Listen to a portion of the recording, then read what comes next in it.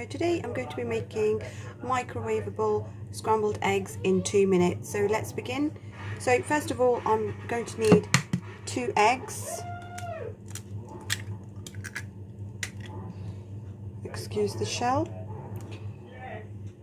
So we're going to add a pinch of salt, a pinch of cracked pepper,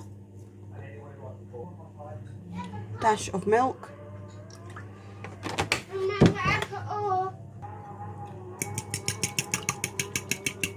mix this together.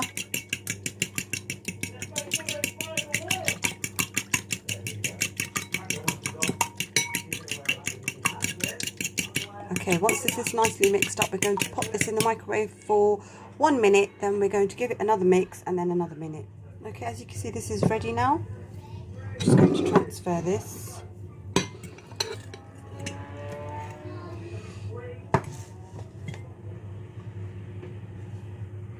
So here you go, our perfect microwave scrambled eggs. Hope you guys enjoyed the recipe. Don't forget to give us a thumbs up. Don't forget to subscribe.